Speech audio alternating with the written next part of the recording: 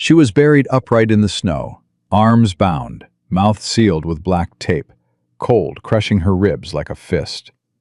3 feet away, her canine partner was in the same frozen grave, muzzle taped shut, amber eyes locked on hers, breathing steady, willing her to stay alive. An FBI agent and her German shepherd, swallowed by an abandoned quarry because someone inside her own team wanted them silenced. Miles away, a Navy SEAL and his dog were tearing through the drifts, but the clock had already stopped counting in her favor. Before we begin, tell us where you're watching from. Drop your city in the comments so we can see how far this story travels.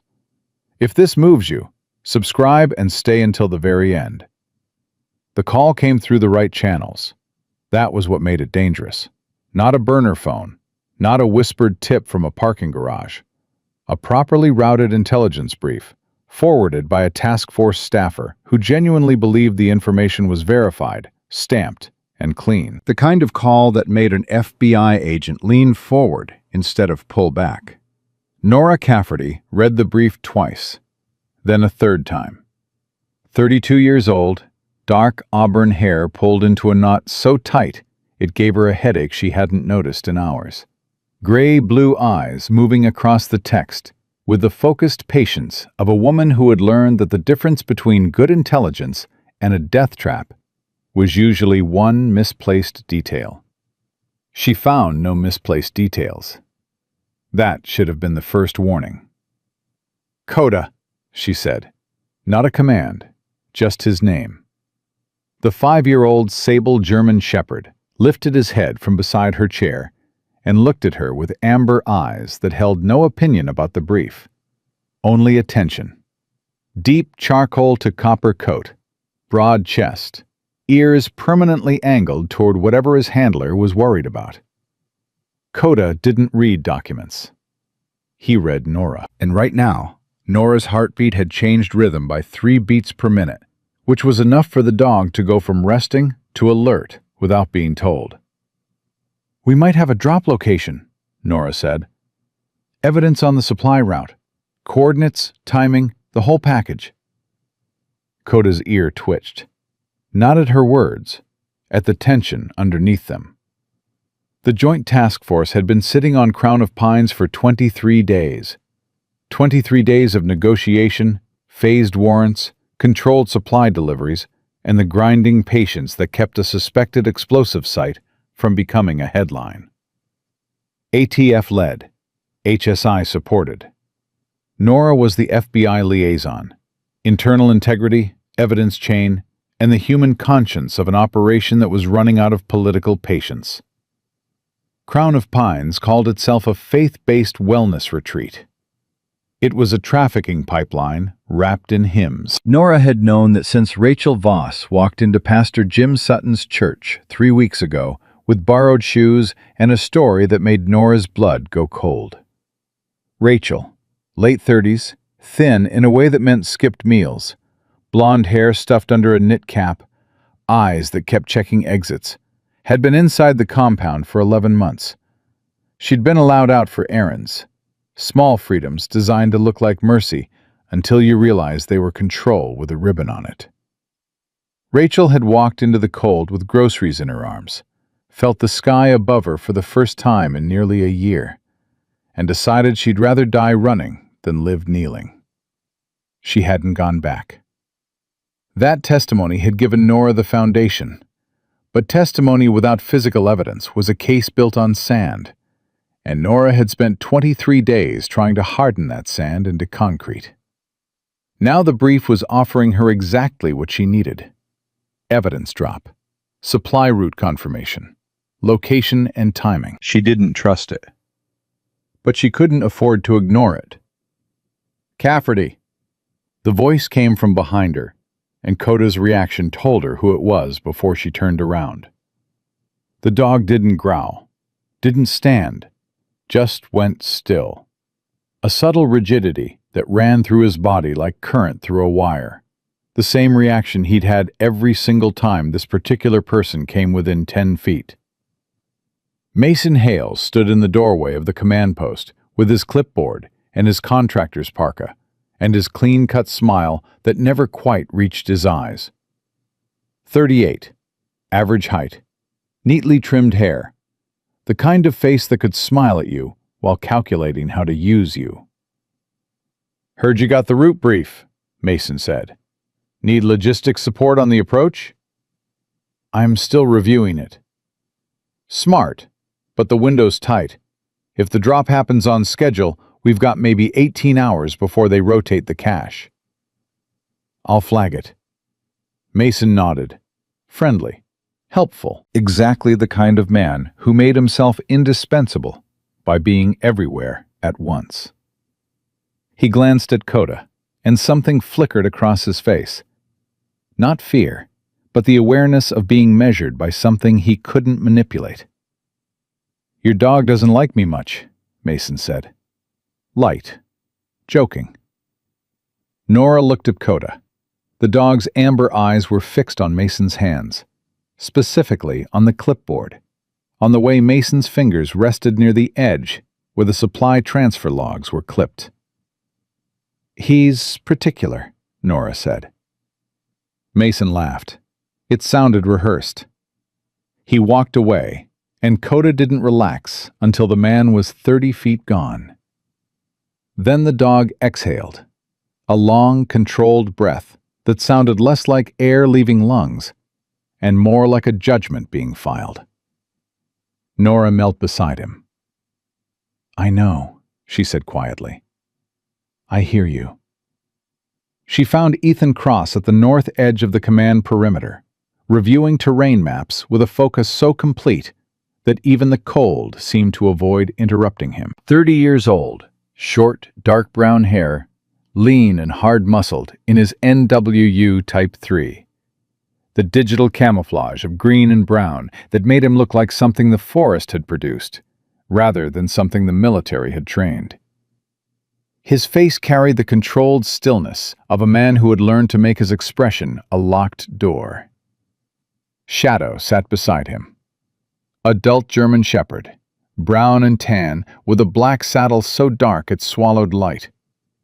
Eyes that held the deep, patient intelligence of a dog who had seen combat and decided that the only opinion worth having was his handler's. Shadow wore a plain leather collar, but his tactical harness was within arm's reach in the vehicle. Always within reach. Because Ethan Cross was a man who had arrived 90 seconds too late once, and he'd spent every day since making sure everything he might need was close enough to grab without thinking. "The brief looks clean," Nora said. Ethan didn't look up from the map. "Too clean?" "I don't know yet. That's the problem." Now he looked up. His eyes were calm but sharp. The eyes of a man who had spent years making life-or-death decisions in environments where every piece of intelligence could be real, or could be the last thing you ever trusted. "Where's the drop?" "Quarry Road, north of the compound. Dead zone for cell and radio signals."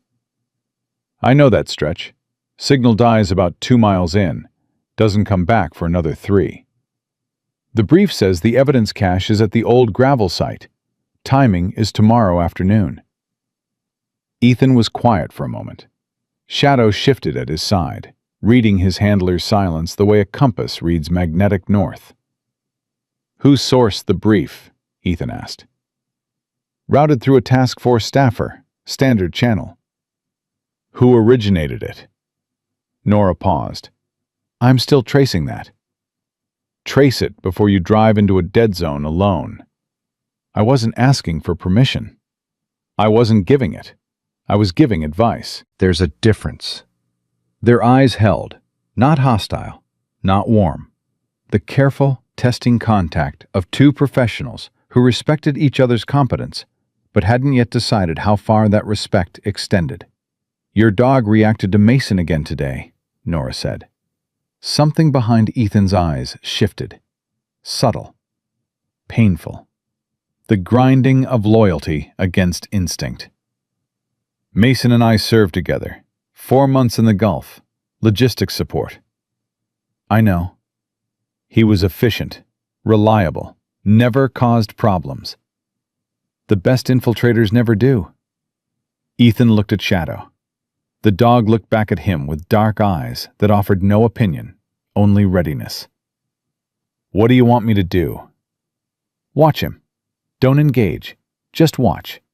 If Shadow reacts to him the way Coda does, I want to know. Dogs aren't admissible in court. No, but they don't lie. And right now, that's worth more than anything on paper. Ethan nodded once. The conversation was over. But something had opened between them. A thin corridor of trust, built not on warmth, but on the shared recognition that the threat might be closer than either of them wanted to believe. That evening, Pastor Jim Sutton called Nora from the church. His voice was careful and low, the voice of a man who weighed words the way a jeweler weighed stones. "I've been thinking about those sermons," Jim said. "The ones Rachel described. Elias Crane's language. It's not scripture. It's code." "Give me examples." "The cellar where the old spirits rest. That's a storage zone, probably underground. Lamps that must never go dark. That's surveillance.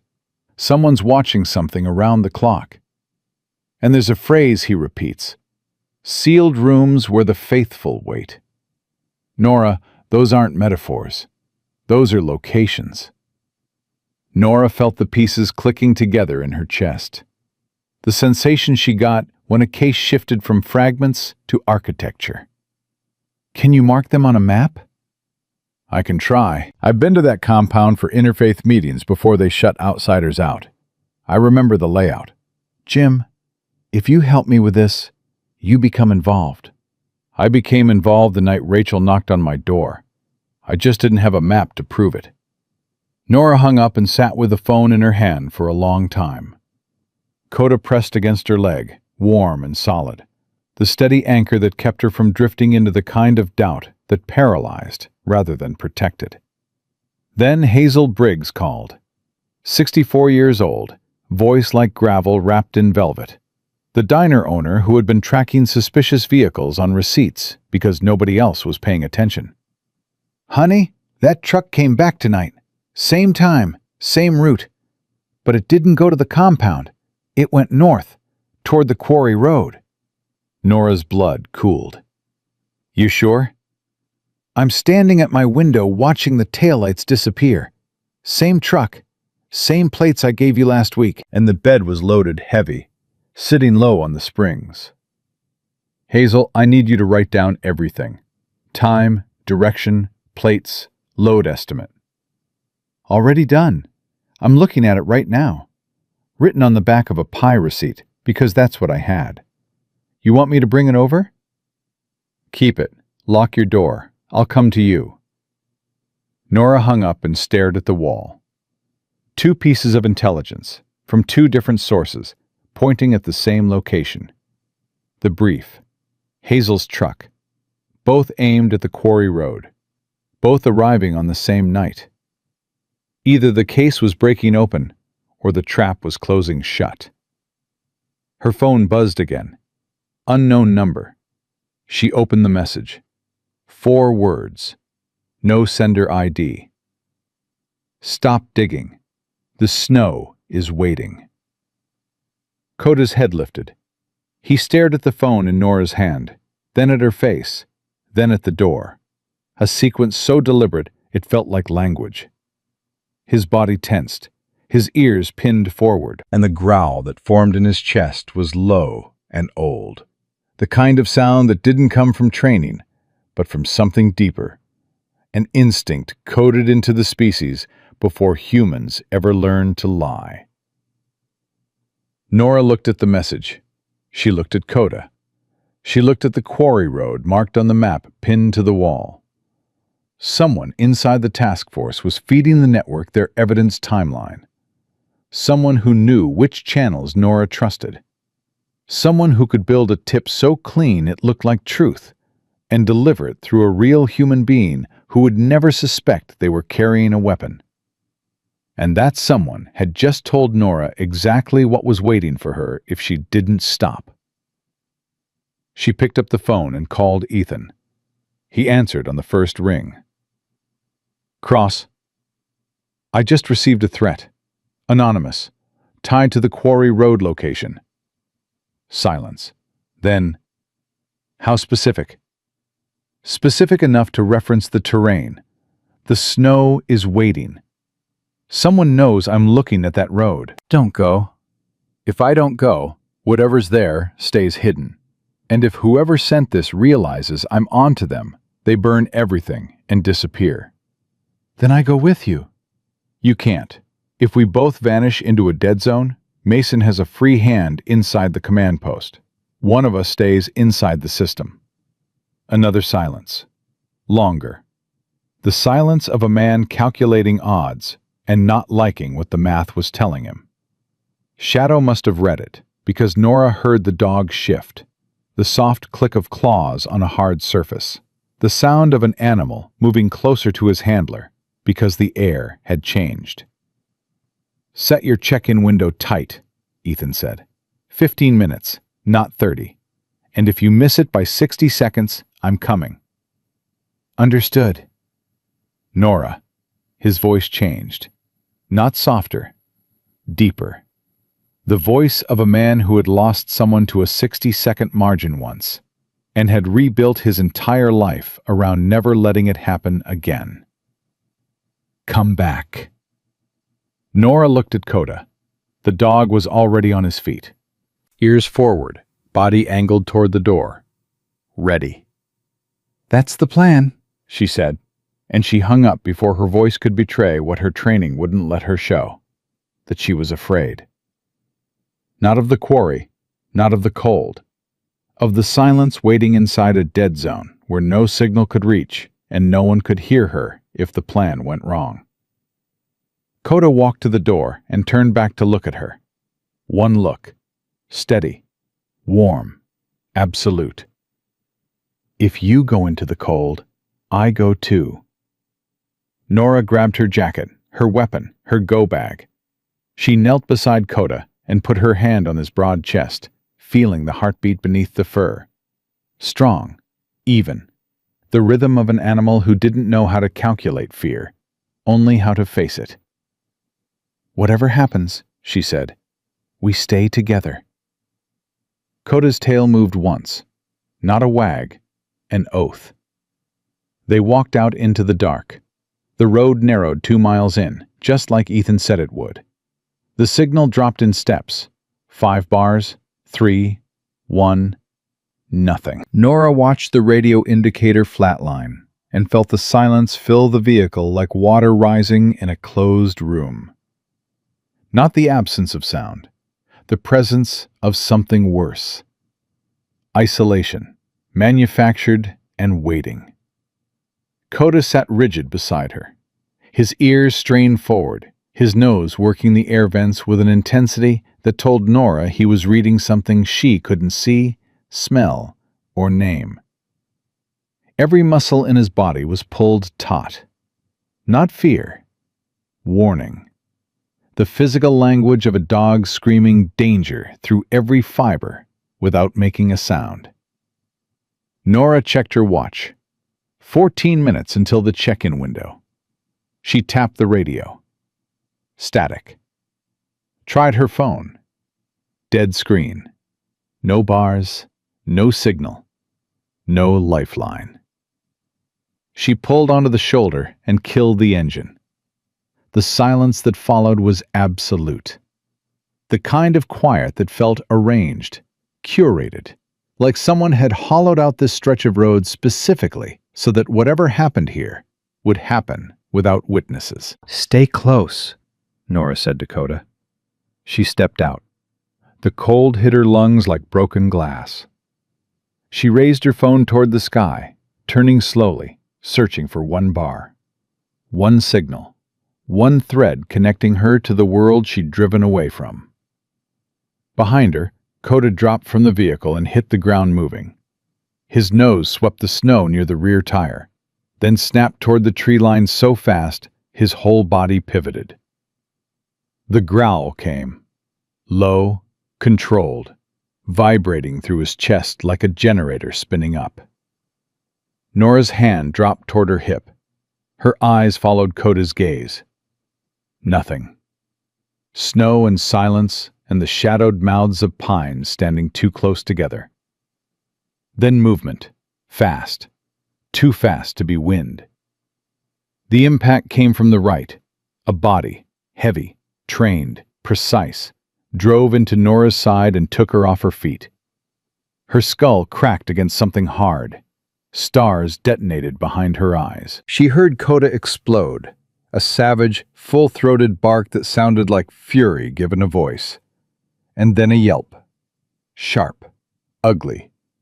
The sound of something striking an animal that was trying to save her life. "They hurt my dog." That was the last clear thought. Then darkness folded over her like a hand. Back at the command post, Ethan Cross sat in front of a map with a coffee he hadn't tasted and a focus he couldn't hold.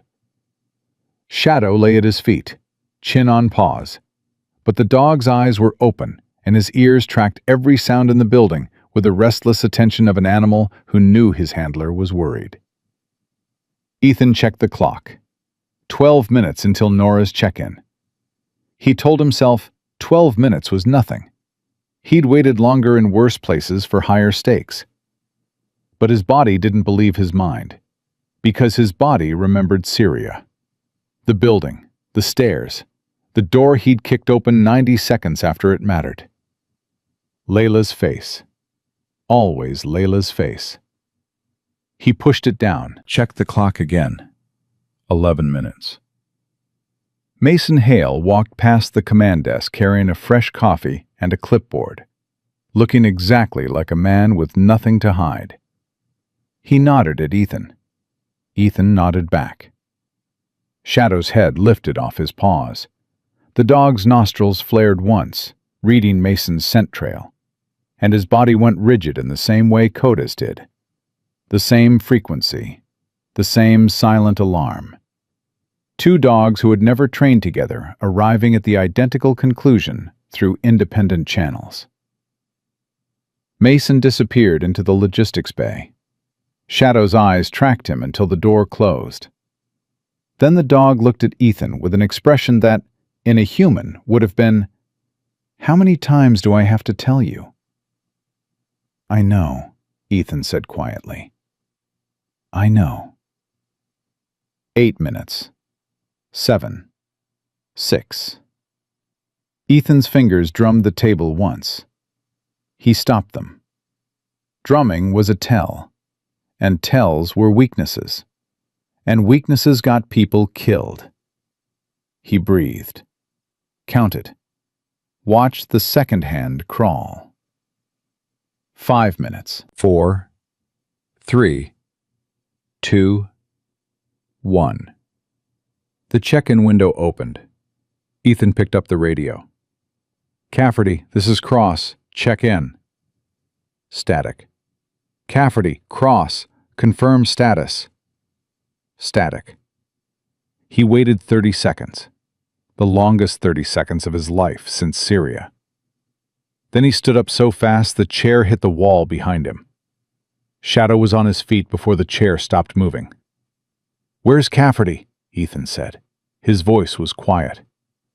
The room heard it anyway, because quiet from a Navy SEAL sounded different than quiet from anyone else.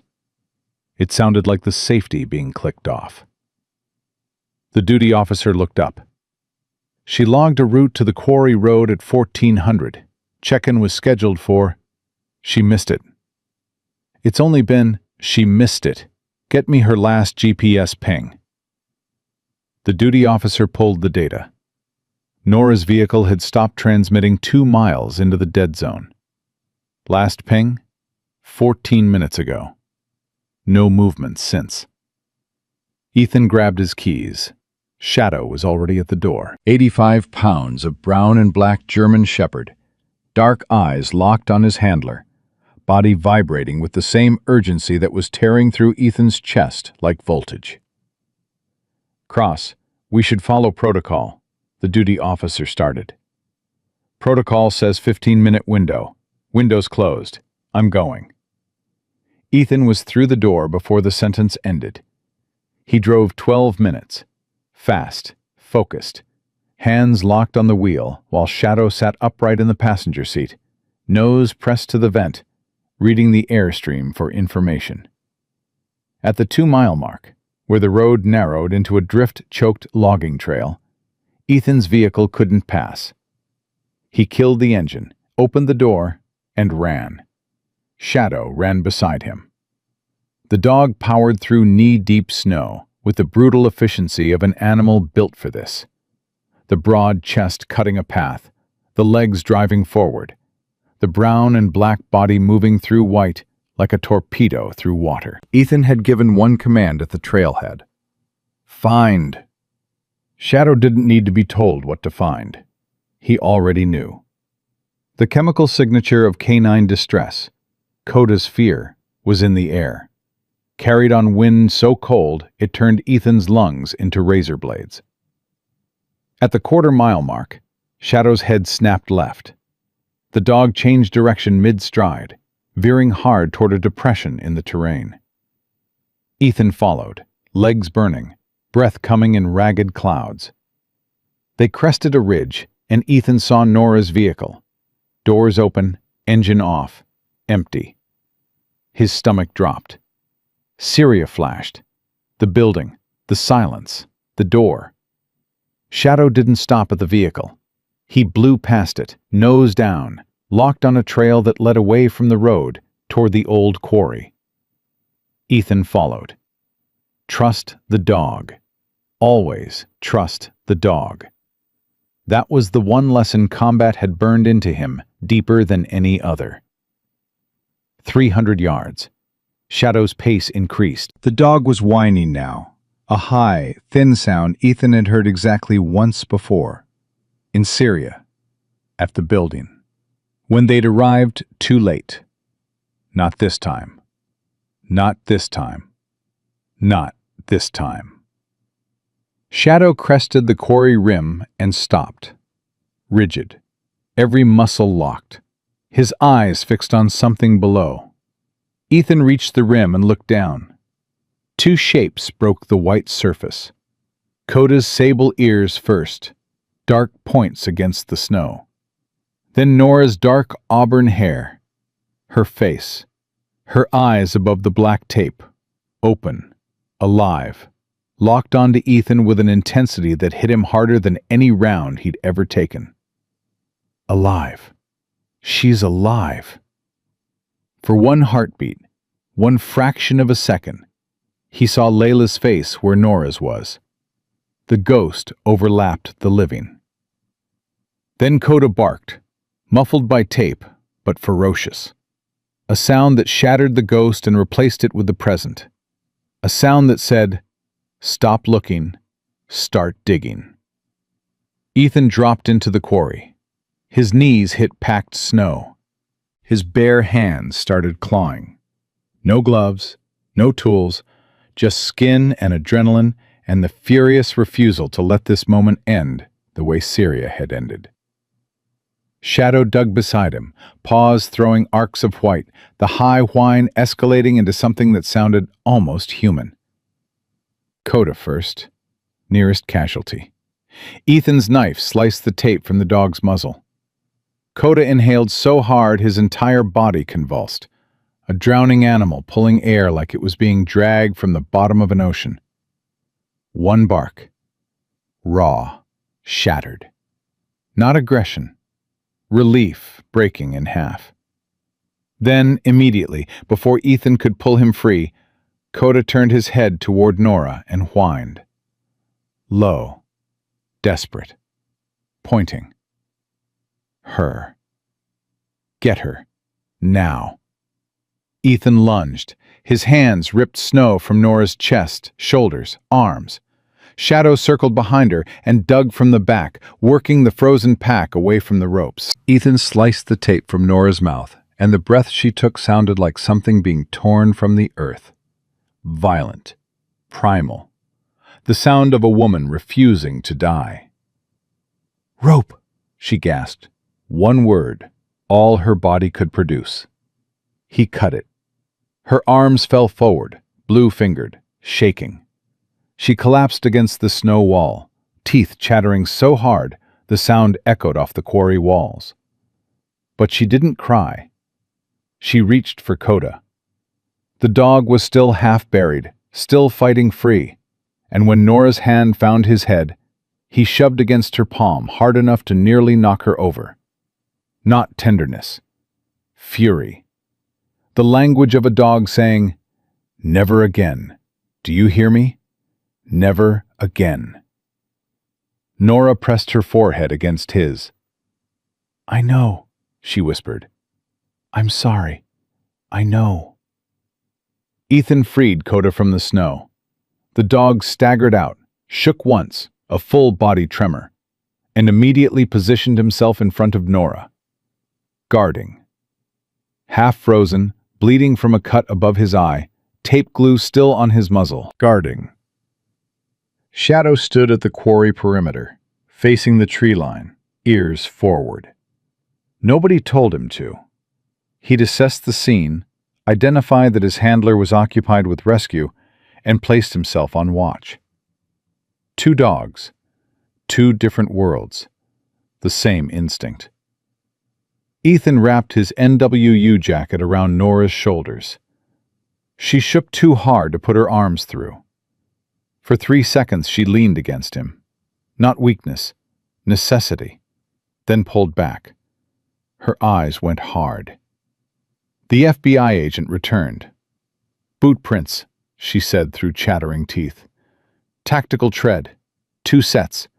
Zip tie fragments near the rim. Contract grade. Military supply chain." Ethan stared at her. She'd been buried alive for over an hour, and her first words were evidence analysis. "Mason," he said. Nora's jaw locked. "He built the tip. He knew my route. He knew the dead zone.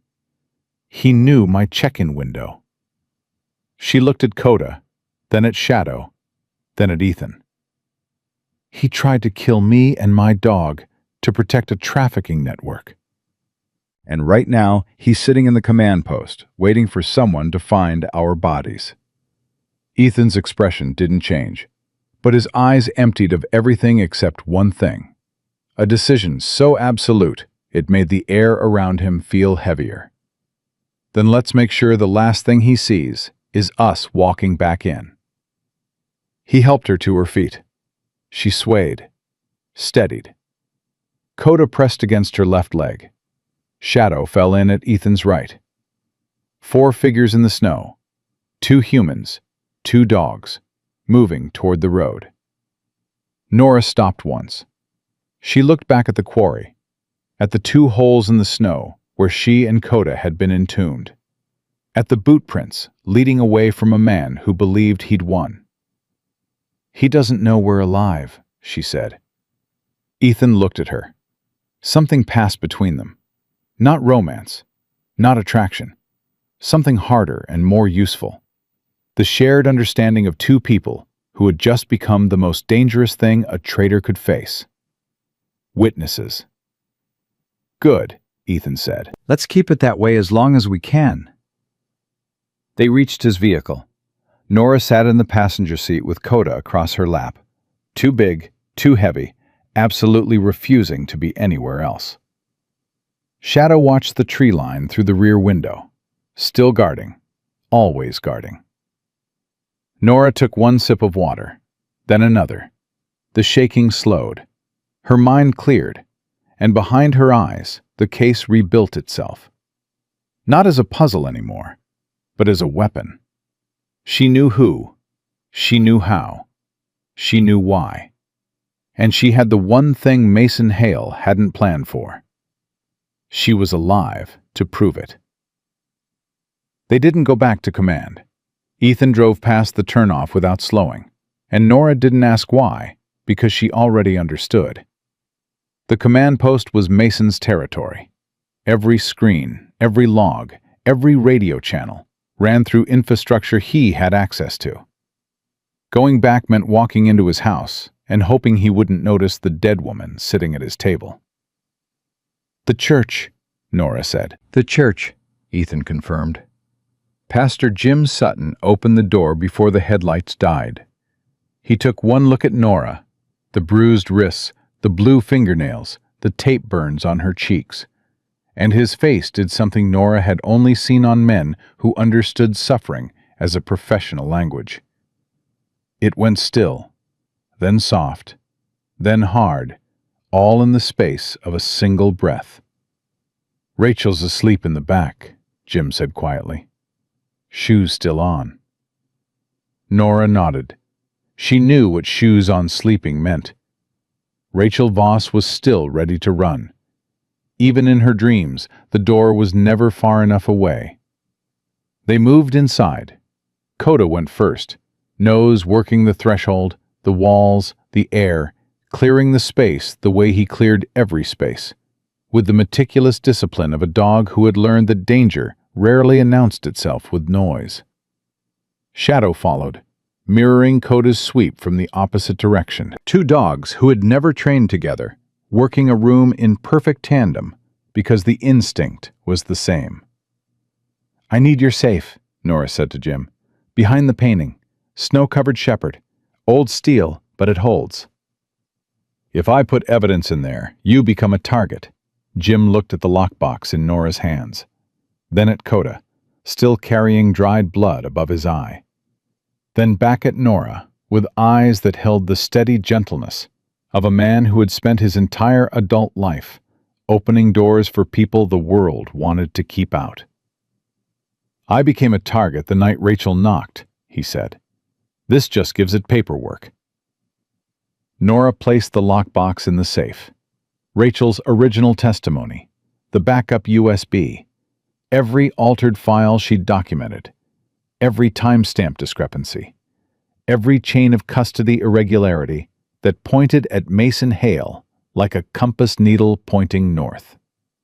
Jim closed it, spun the lock, and moved the painting back. Hazel Briggs arrived 19 minutes later. She carried soup, fury, and a diner receipt with 3 license plates written in handwriting so bold it looked like someone had punched the paper with a pen. She set the thermos down, looked at Nora's wrists, and said, "That clipboard boy did this." Nora stared at her. "How did you—" "Honey, I've run a diner for 30 years. I know the difference between a man who smiles because he means it and a man who smiles because he's measuring the room. That boy smiled like he was counting exits every time he walked in." Hazel pushed the soup forward. "Drink first, then we plan." Nora drank. Then she called the task force commander on Ethan's secure line. She reported the attempted murder of a federal agent and her canine partner. She named Mason Hale. She requested immediate access revocation and an accelerated raid on Crown of Pines before Mason could warn the compound. The commander listened, verified with Ethan, processed the request in the clipped, controlled language of a man whose job was to make decisions that kept people alive. "Access revoked, as of 2,247 hours, the commander said. "Raid moves to 0600. Can your evidence survive until then?" "It's in a church safe, guarded by a pastor, a diner owner, a Navy SEAL, and 2 German shepherds." A pause. "That'll do." Nora hung up and looked at the clock. 11 hours. Mason Hale had 11 hours before the world he'd built collapsed around him. The question was, what he'd do with them. The answer came at 0134. Shadow's head snapped toward the east wall. No transition, flat to standing in a single motion, like a switch being thrown. His growl came low and deep, vibrating through the floorboards, hard enough that Nora felt it in her teeth. Coda answered from across the room. Same pitch, same frequency. 2 dogs locked on the same threat through different walls, triangulating danger the way sonar triangulated submarines. Ethan moved to the window. His body changed, the civilian posture dropping away, replaced by something harder, something trained into the muscle and bone by years of operating in places where the wrong step meant a body bag. "Two figures," he said. "East side, moving toward the back door." "Lockbox or Rachel?" Nora said. "Both, probably." "Jim, Rachel, now." Pastor Jim didn't argue. He moved down the hallway with a speed that surprised Nora, the stride of a man who had worked disaster relief long enough to know that hesitation and death wore the same face. She heard him open the back room door, heard Rachel's sharp gasp, heard Jim's voice, low, steady, the practiced calm of a man who knew that the first thing a frightened person needed wasn't information, but tone. "Behind the filing cabinets, stay low. Don't move until you hear Nora's voice." A thump hit the side door. Hard, deliberate. Stained glass shivered, scattering colored light across the floor like someone had shattered a prayer. Hazel grabbed a cast-iron skillet from the kitchen counter. Nora didn't have time to tell her to put it down. Didn't want to, either.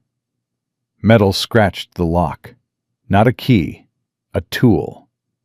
The scratch became a grind, then a crack, and the door split inward. Two men, covered faces, dark jackets, practiced movements, the kind that came from repetition, not training manuals. One carried a duffel bag, the other gripped a crowbar that caught the hallway light. "Stop," Ethan said. He stepped into the aisle, and his voice filled the church the way a bell fills a tower. Not loud, but total. "Now!" They didn't stop. The first one lunged toward the office hallway, toward the safe, toward Rachel. The second swung the crowbar at Ethan's head in a wide arc designed to end conversations permanently. Ethan ducked the swing the way a man ducks something he's dodged 1,000 times. Controlled, efficient, the motion costing him nothing. His counter was faster than the swing itself. One strike to the wrist. The crowbar clattered across the floor. A second strike put the man against a pew so hard the wood cracked. Shadow hit the second intruder before he reached the hallway. The German Shepherd launched from standing, 85 pounds of focused aggression, and took the man down at the waist. The intruder screamed. Shadow's jaw locked on his forearm. Not shaking, not tearing, holding. Controlled force applied with surgical precision. "Shadow, hold," Ethan commanded. The dog held. But the first man, the one Ethan had driven into the pew, scrambled sideways and knocked a candle display off a shelf. 2 pillar candles hit a stack of paper flyers. Flame touched paper. Paper touched wood. Fire bloomed with a hunger that turned the air toxic in 3 seconds. Smoke rolled across the ceiling and dropped. Fast. Thick. Nora's eyes burned, her lungs seized. The church, shelter, safe house, last refuge, was filling with poison. "Jim!" Nora shouted. A cough answered from the back hallway. Violent, racking, the sound of lungs being crushed by smoke. Nora moved toward the hall, but the heat pushed back. A wall of scorching air that turned the corridor into a furnace. She couldn't see, couldn't breathe.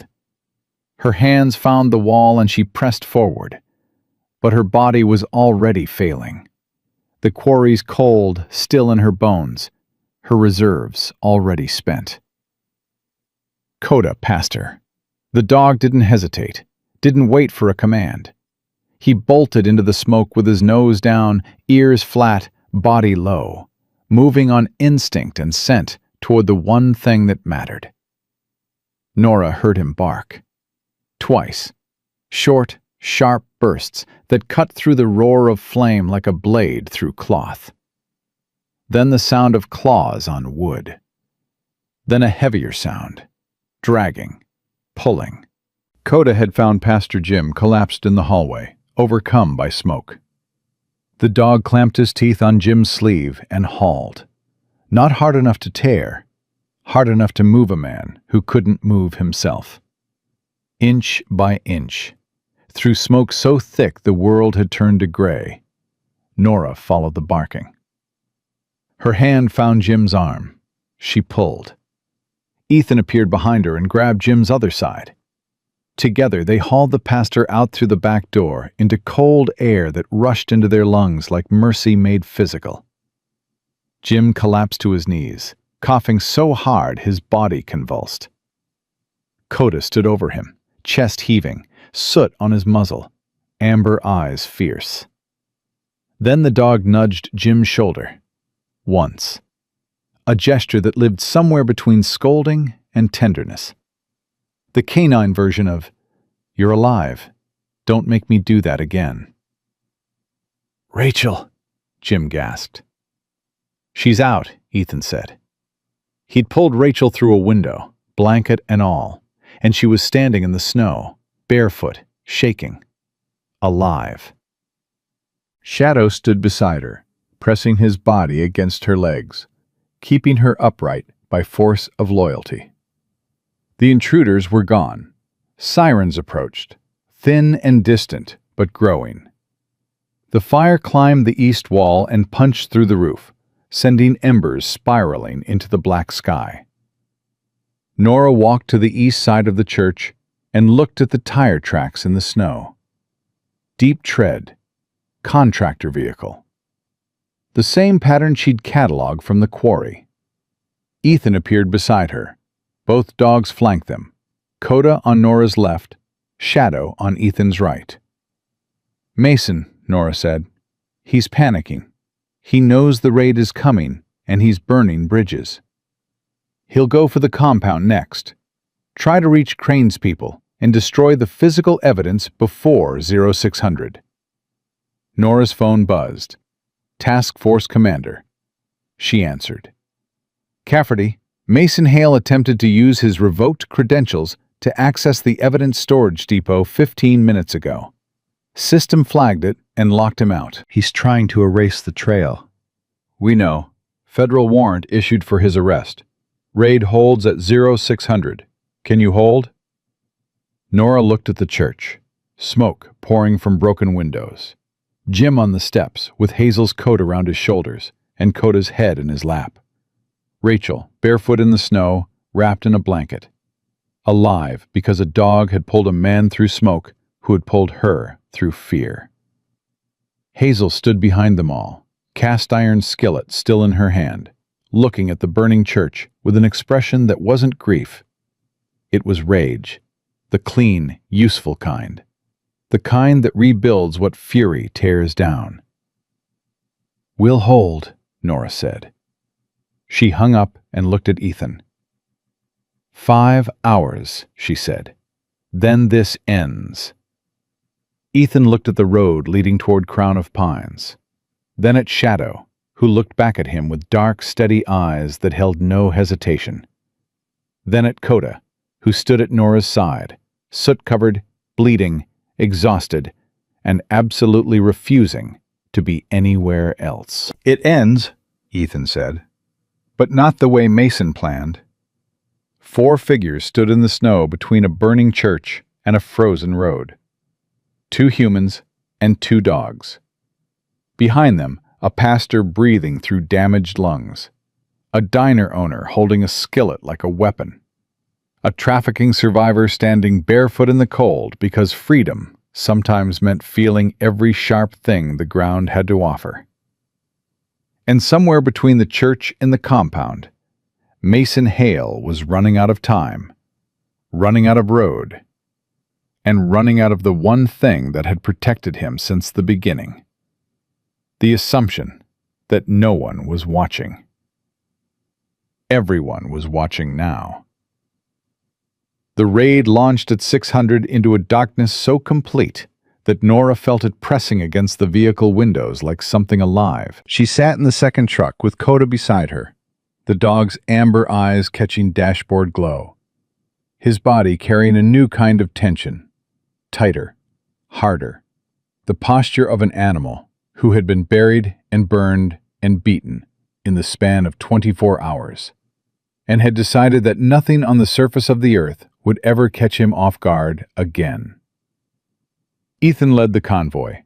His NWU Type 3 was pressed and clean, the digital green and brown camouflage sharp against his frame.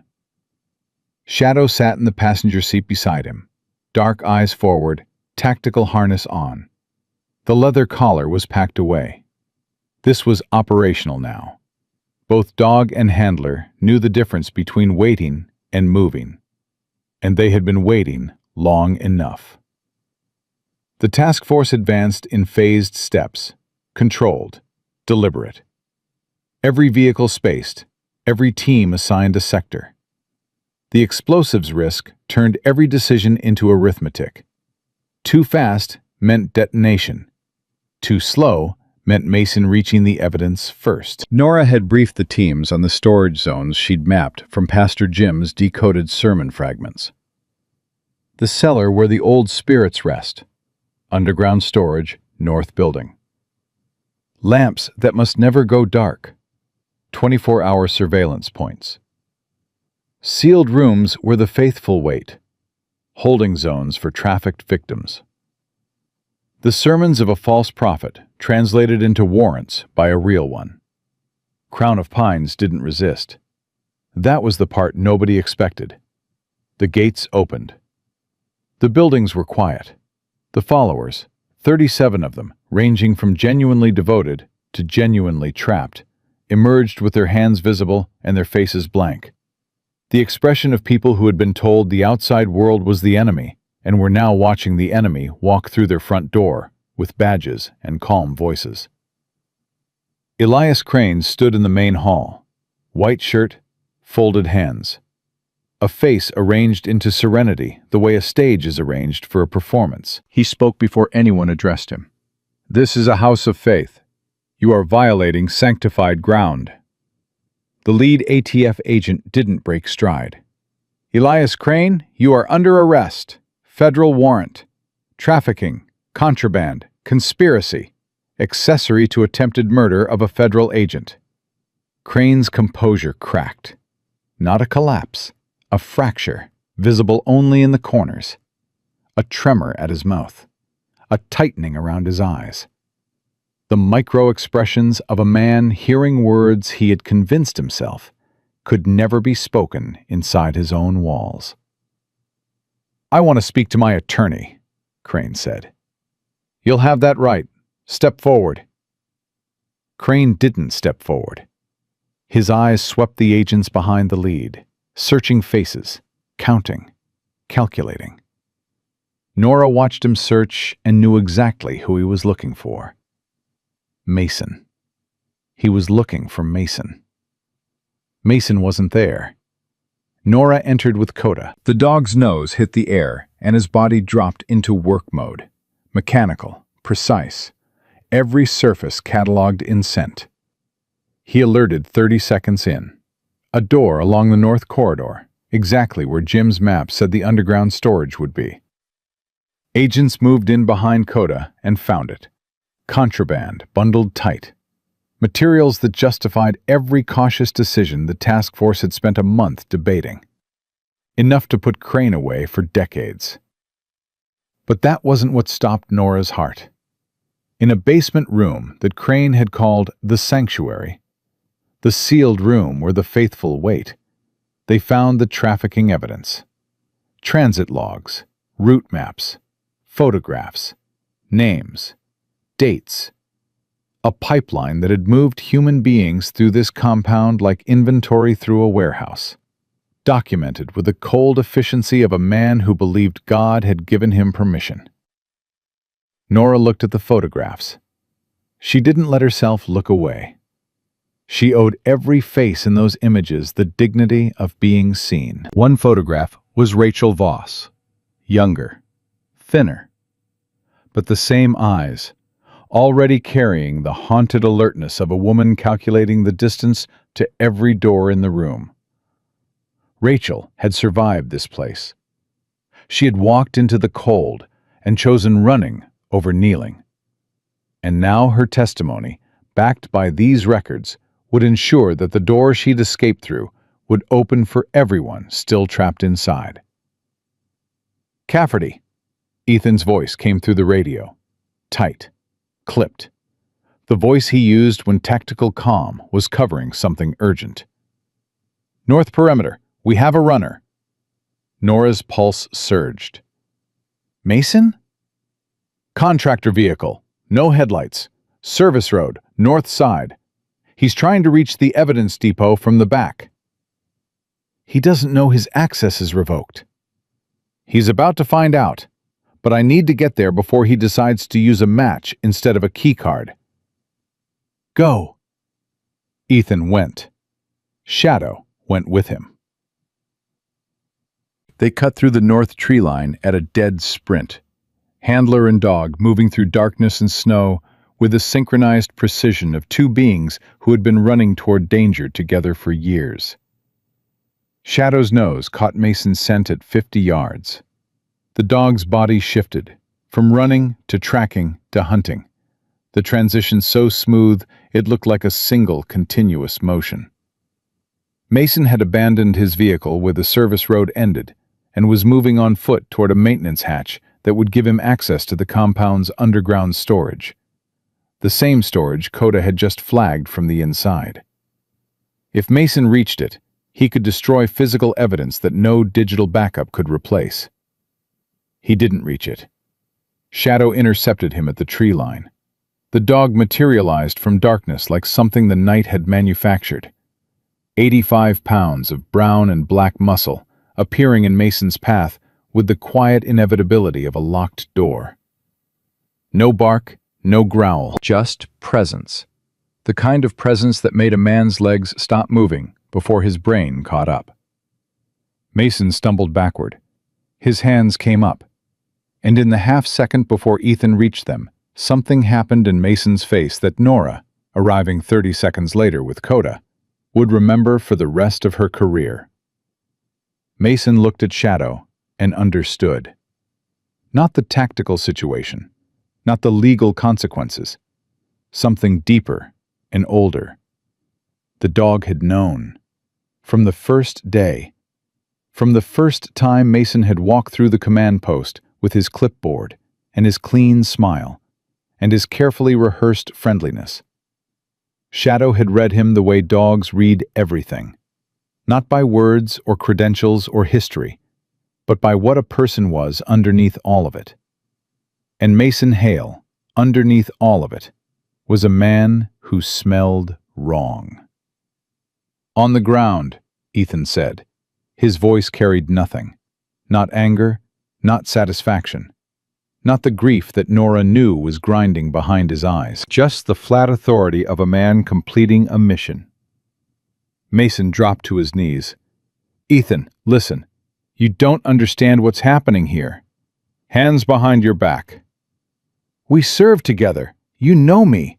This isn't what it looks like." "I knew someone who wore your face. Hands behind your back. I won't ask again." Something in Mason broke. Not the polite mask. That had already dissolved. What broke was deeper. The architecture of the lie he'd been living. The scaffolding of justifications and rationalizations that had allowed him to betray every person who trusted him while sleeping soundly. It collapsed in his eyes, and what was left was fear. Raw, cornered, animal fear. The kind that comes when a man who calculated everything realizes he forgot the one variable that mattered. The dogs. Ethan cuffed him. Shadow stood 3 feet away, motionless, eyes locked on Mason with an intensity that made the handcuffs feel like a formality. Mason went quiet for a long time. Then he said something that made Ethan's jaw clench so hard the muscle jumped. She was supposed to die in that quarry. It was clean, no signal, no witnesses. The snow would have covered it by morning. Nobody would have found her until spring. Nora was standing 10 feet away. She heard every word. Coda heard them too. Not the meaning, but the tone. The cold, factual recitation of a man describing her murder the way someone describes a logistics plan. The dog's body went rigid against her leg, and the growl that formed in his chest was low and absolute, the sound of an animal who understood threat not through language, but through the vibration of cruelty in a human voice. Ethan turned Mason over to the federal agents. He didn't speak. He didn't look at Mason again. He walked away with Shadow pressed against his leg, and Nora saw his hands, steady, controlled, disciplined hands that had dug her out of the snow with bare fingers, shaking. She followed him, found him at the edge of the tree line, one hand on Shadow's head, staring at nothing. "You didn't lose it," she said. "I wanted to." "I know. You didn't. That matters." Ethan looked at her. His eyes were wet. Not crying. Men like Ethan didn't cry in operational environments. But the moisture was there, a thin film of something that had been locked away for 3 years and had finally found a crack to seep through. "In Syria," he said. "The interpreter. Layla. She was taken because someone on our side gave her location to the enemy. Someone inside the team. I never proved it, but I knew." He looked at Shadow. He knew, before I did. The same way he knew about Mason. The same way Coda knew. Nora was quiet. She let him talk. Some things needed air more than they needed answers. "I got there 90 seconds too late," Ethan said. 90 seconds. I've counted them every day since. And today, driving to that quarry, I was counting them again. Every second between the check-in window closing and finding you was a second I was reliving that hallway in Syria. "But you got there," Nora said. "Barely." "Barely counts.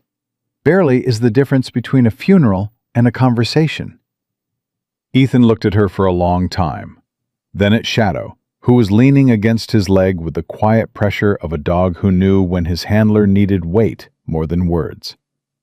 Then at Coda, sitting beside Nora with soot on his coat and dried blood above his eye, and a steadiness that defied everything he'd been through. "She wrote me a letter," Ethan said. "Layla, before the mission, in case she didn't make it." "What did it say?" Ethan reached into his jacket and pulled out a folded piece of paper so creased and soft it looked like it had been carried through every day of the last 3 years. He held it, but didn't open it. It said, "Don't carry my death as your failure. Carry it as your reason. Every person you save after me is proof that I mattered." Nora's throat tightened. She looked at the letter in his hand, at the evidence of a dead woman's grace living in a soldier's pocket. And she understood something about Ethan Cross that no file or briefing could have told her. He hadn't come to Minnesota for a mission. He'd come to keep a promise. "You weren't too late this time," she said.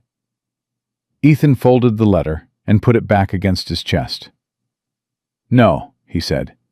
"We weren't." Behind them, the compound was being emptied. Followers escorted out. Evidence catalogued. Crane loaded into a federal vehicle with the stunned expression of a man who had believed his own mythology until reality walked through his gate with warrants. Nora's phone rang. Diane Marsh, the federal prosecutor assigned to the case. Her voice was sharp and focused. "Cafferty, we just picked up Judge Durning at his office. He was feeding documents into a shredder that jammed 20 minutes before we arrived. Half the evidence was still intact." "How much did he destroy?" "Not enough. Not nearly enough. The original chain is solid. Rachel's testimony, your documentation, the storage footage, the altered evidence trail. It all holds. Mason Hale is looking at 14 federal charges. Crane at 22. Durning at 9. And we've identified 6 trafficking victims still inside the compound who are now in federal protective custody. 6. 6 people who had been trapped behind hymns and locked doors and the smiling authority of a man who used God as camouflage.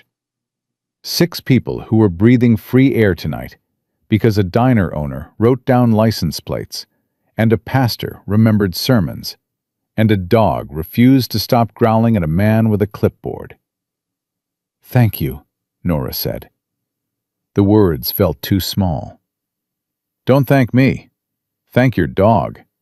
And tell that seal his timing was impeccable." Nora hung up and looked across the compound to where Ethan stood with Shadow. The dog sat at perfect attention beside his handler, brown and black coat catching the first gray light of dawn, dark eyes forward, tactical harness fitted like armor earned through service. Coda sat beside Nora, soot-covered, battered, exhausted, still guarding. 2 handlers, 2 dogs, 2 German shepherds who had been trained in different programs, bonded to different humans, shaped by different missions, and who had, in the space of 72 hours, saved each other's people through nothing more than instinct, trust, and the stubborn refusal to stop working when the world demanded they quit. Nora put her hand on Coda's head. The dog leaned into her palm, and the warmth of him, alive, steady, unbroken, was the most honest thing she'd felt in weeks. "Good boy," she whispered. "The best boy." Coda's tail moved once, not a wag, an answer. The case became paperwork. That was the part nobody warned you about. The slow, grinding machinery of justice that replaced adrenaline with fluorescent lights and replaced urgency with repetition. Nora testified for 4 days. She sat in a federal courtroom and described the altered evidence, the fabricated tip, the dead zone, the burial, the rescue. She described Coda's alertness from the first moment Mason entered the command post. She described the tape across her dog's muzzle, and the cut above his eye, and the way he'd blinked at her in the snow. Slow, deliberate, steady, while the cold tried to drag them both under. The courtroom went silent during that part.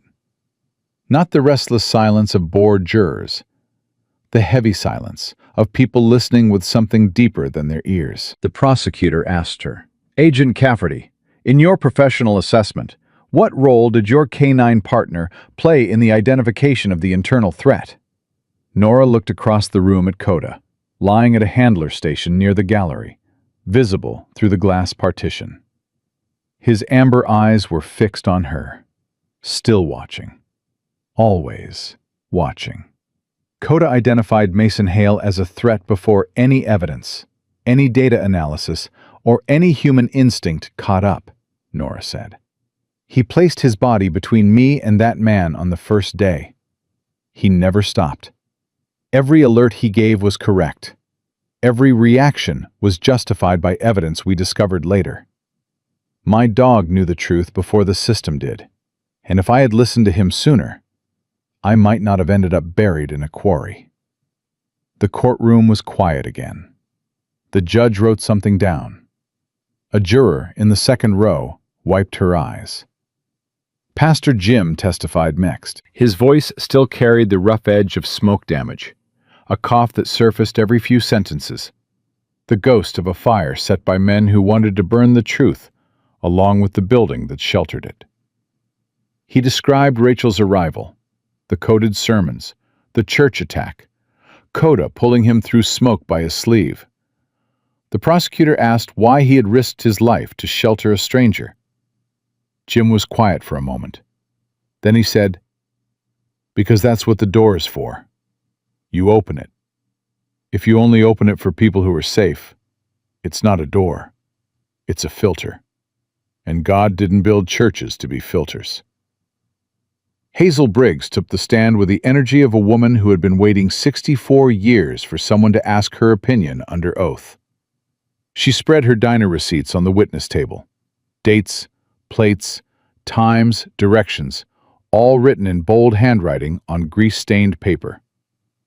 The prosecutor asked why she had tracked the vehicles. "Because something felt wrong," Hazel said. And where I come from, when something feels wrong, you don't wait for somebody with a badge to notice. You write it down. You pay attention. You tell somebody who'll listen.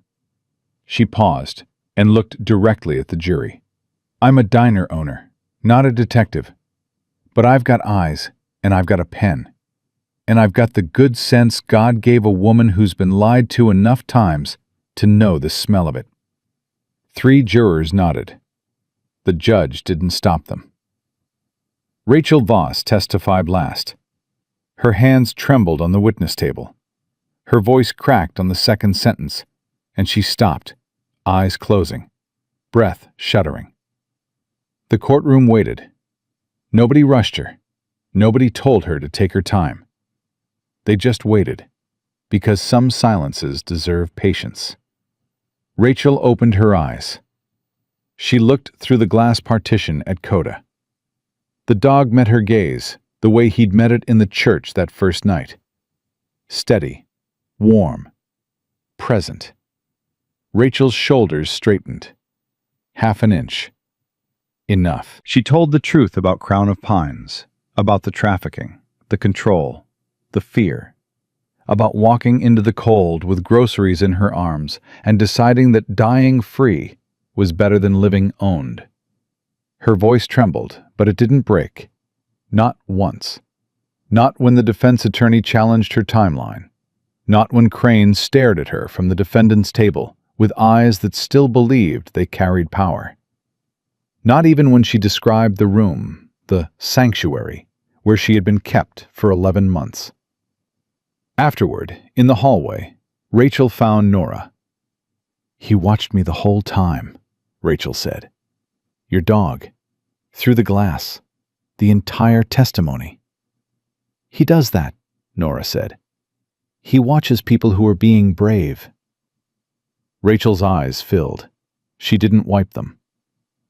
"Nobody's ever called me brave before." "Get used to it." Rachel looked down at Coda. The dog sat at Nora's feet, calm, patient, his amber eyes holding the same gentle certainty they'd held when Rachel had first sat beside him on a church floor and gripped his fur like the edge of a lifeboat. "Can I?" Rachel asked. Nora nodded. Rachel knelt and put her arms around Coda's neck. The dog leaned into her, giving weight, giving warmth, giving the wordless promise that animals give to broken humans when language fails. Rachel buried her face in his fur and stayed there for a long time. When she stood up, her cheeks were wet, but her jaw was set. "I'm going to be okay," Rachel said. Not a question, a decision. "Yes," Nora said. "You are." The verdicts came down 4 weeks later. Mason Hale, 14 federal charges, guilty on all counts. Conspiracy, evidence tampering, attempted murder of a federal agent, accessory to trafficking. His face went blank when the foreman read the word guilty for the 14th time, as if repetition had finally penetrated the wall he'd built between himself and consequence. Elias Crane, 22 charges. Guilty. He tried to speak after the verdict. The judge told him to sit down. He sat. The man who had preached about sealed rooms and faithful waiting was now going to experience both, courtesy of the federal prison system. Judge Durning, 9 charges. Guilty. He was arrested trying to shred documents. Convicted trying to shred his legacy. The shredder had jammed. The metaphor wrote itself.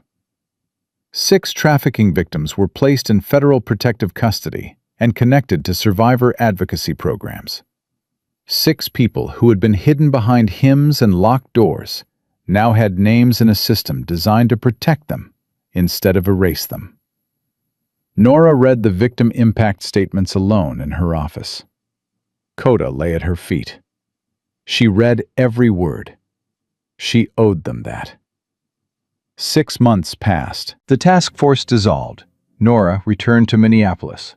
Life resumed its ordinary patterns, except ordinary felt different now.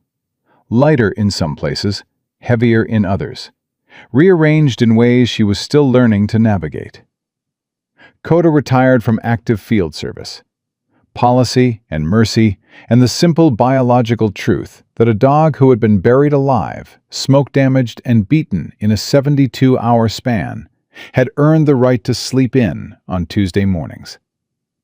Nora signed the adoption papers at a desk in the FBI's Minneapolis field office. The clerk smiled and said, "Congratulations, he's officially yours." "He was always mine," Nora said. "This just makes the paperwork honest." Coda moved into her home the way a dog moves into a place he's been waiting for. Immediately. Completely. Without hesitation. He slept at the foot of her bed. He still growled when strangers came too close. And on Sunday mornings, he lay on the steps of Pastor Jim's rebuilt church, guarding the entrance with the dignified stillness of a retired soldier who understood that sacred places needed protection, even in peacetime. The church had been rebuilt in 4 months. The congregation raised the money. The new walls were stronger. The new door was wider. And above it, a small brass plaque read, "This door stays open." Jim scratched behind Coda's ears every Sunday morning. "You were an answer," he said each time, in a voice aimed at God as much as the dog. Coda would flick an ear and accept the compliment the way he accepted everything, with patience and without ego. Hazel pinned a handwritten sign in the diner window. "If you need help, this is a safe place to ask." She still wrote license plates on receipts. Old habits built on stubbornness and sharp eyes didn't die. They just got more useful. Rachel Voss entered a survivor support program. 6 months after the trial, she sent Nora a card. 4 words on the inside. "I sleep without shoes now." Nora read it 3 times. Then she put it on her refrigerator next to Coda's adoption certificate, because some victories were too small for headlines and too large for anything except the place where a person actually lived. Ethan transitioned to a training role, teaching Joint Task Force teams canine integration and rescue protocols at a facility outside Duluth. Shadow stayed with him. The dog was slowing down. Gray crept into his muzzle. His mornings started stiff and took longer to warm up. But his eyes were still sharp, still measuring every room he entered, and his loyalty was still the most absolute force in Ethan's life. On cold mornings, when Ethan ran training exercises, Shadow watched from the sideline with an expression that said, "I taught you everything you know. Don't embarrass me in front of the new dogs." The rebuilt church held a ceremony on a bright winter afternoon. Coda and Shadow both received community honors, framed citations, and small medals that caught the light when they moved. The congregation filled the pews. Hazel sat in the front row, arms crossed, looking proud in a way that dared anyone to call it sentimental. Jim stood at the altar and read a passage about faithfulness, then looked at both dogs and said, "I've preached about loyalty my entire life. These 2 lived it." The audience clapped. Coda tilted his head at the applause, genuinely confused, which made everyone laugh, which made Nora's eyes sting, because laughter, after everything they'd been through, felt like sunlight hitting a bruise, painful and healing at the same time. Shadow sat perfectly still and accepted the recognition the way a general accepts a salute, with dignity, without needing it. Afterward, Nora and Ethan stood on the church steps. Coda and Shadow lay side by side on the porch. 2 German shepherds, 2 different handlers, united by a mission that had tested every limit both species could reach.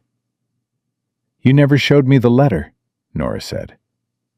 Ethan reached into his jacket.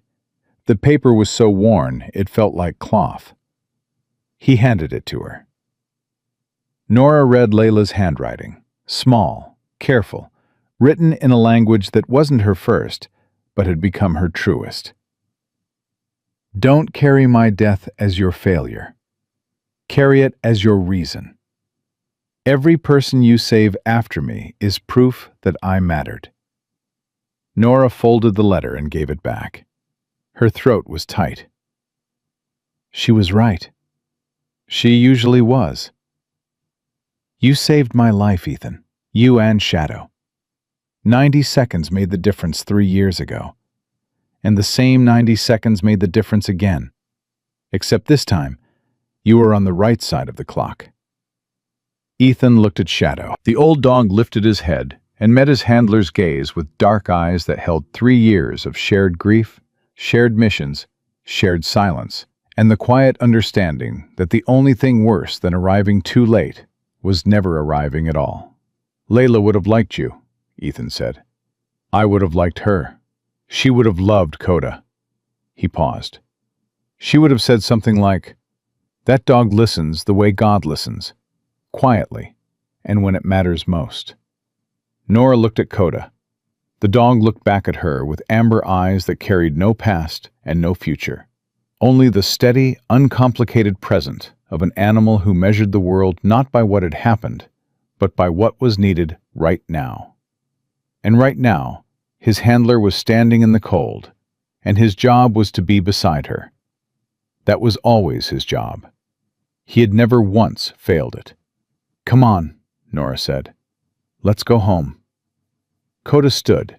Shadow stood. Ethan fell into step beside Nora, and the 4 of them walked down the church steps into winter light that turned the snow into something that looked less like the enemy that had tried to kill them, and more like the quiet, forgiving landscape it had always been. Sometimes we wait for miracles to arrive with thunder, with bright signs written across the sky that cannot be ignored. But the truth is quieter, and often kinder. Sometimes a miracle is a woman who keeps breathing when the snow tries to steal her lungs. Sometimes it is a man who runs toward the worst place on earth because he swore he would never count 90 seconds again.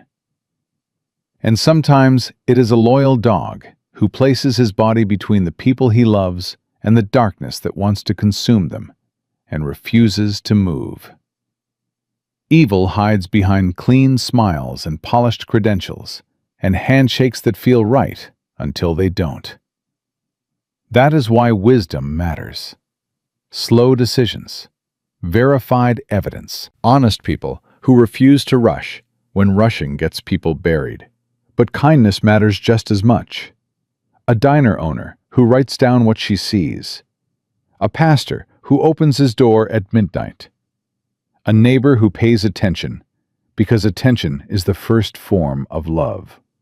In the end, it was not one hero who saved the day. It was a chain of goodness, link by link, holding strong when fear tried to shatter it. A retired Navy SEAL who carried a dead woman's letter like a compass. An FBI agent who trusted her dog when the system failed. A trafficking survivor who chose running over kneeling. A 64-year-old woman with a pen and a pie receipt. A pastor who believed that doors exist to be opened. And 2 dogs. 2 German shepherds who never lied, never calculated, never negotiated with their own conscience. They felt what was true. They acted. And they saved lives that the system had nearly lost. If a loyal animal can show that kind of courage, surely we can learn to be a little braver in our own ordinary days. Check on a neighbor. Speak up when something feels wrong. Offer help before someone has to beg for it. Choose compassion, even when it costs you comfort. Write it down when the world wants you to look away. If this story touched your heart, share it with someone who needs to hear that they are not alone tonight.